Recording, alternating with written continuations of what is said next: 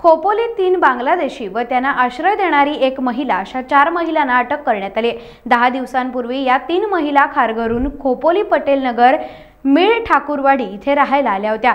गुप्त माहितीच्या आधारे खोपोली पोलिसांनी कोम्बिंग ऑपरेशन केलं तेव्हा प्रथम या 3 महिला जाळ्यात सापडल्या। सलीना सलीम शेख, नजमा सलमान फकीर, पॉपी सलीम शेख अशी या 3 बांगलादेशी महिलांची नावे असून त्यांच्याकडे कोणताही व्हिसा, पासपोर्ट वगैरे काहीही मिळून आलं नाही। गेली बरेच दिवसापासून बांगलादेशींच्या विरुद्ध अनधिकृतरित्या जे भारतात आणि महाराष्ट्रात जे राहत आहेत त्याच्याबद्दल सर्च ऑपरेशन चालू आहे। त्या सर्च ऑपरेशनमध्ये वरिष्ठांनी दिलेल्या सूचनाप्रमाणे काल आम्हाला 15 तारखेला एक माहिती अशी मिळाली की मिळगाव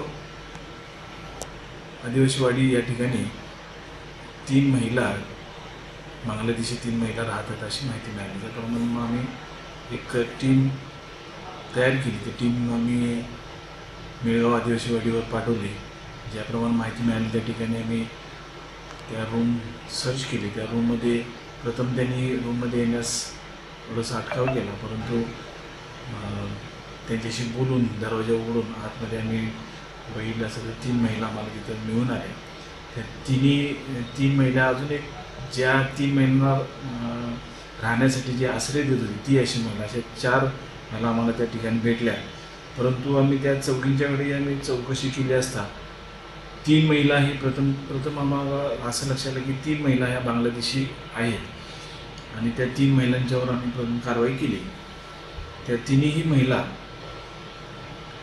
पेरोली पोस्ट कालिया जिल्हा जाशोर बांगलादेश या ठिकाणच्या आहेत। ह्या बरेच वर्षापासून या नवी मुंबईत खारघर या ठिकाणी राहत होत्या। त्या सध्या 10 ते 12 दिवसापूर्वी त्या खोपोलीत आल्या। जशा आल्या तशी आम्हाला माहिती मिळाली आणि त्याप्रमाणे आम्ही त्यांना अटक केलेली आहे।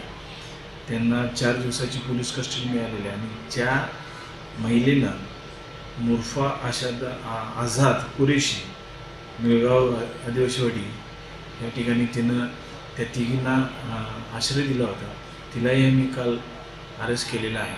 तिच्याकडे आम्ही चौकशी चालू आहे। तीही बांगलादेशी असण्याचे आमचा दाट संशय असल्याने तिला अटक करून आणि आश्रय देत असल्यामुळे तिला आम्ही अटक केलेली आहे। आज तिला मी पोलीस रिमांडसाठी हजर करणार आहोत। अशा एकंदरीत 4 महिला अरेस्ट केलेल्या असून त्या संदर्भात आम्ही खोपोली पोलीस स्टेशन या ठिकाणी त्यांच्या विरुद्ध संबंधित कायद्यानुसार कारवाई करण्यात आलेली आहे। टाइम्स डिजिटलला लाईक करा, सबस्क्राईब करा, शेअर करा आणि बेल आयकॉन दाबायला विसरू नका। पाहत रहा टाइम्स डिजिटल।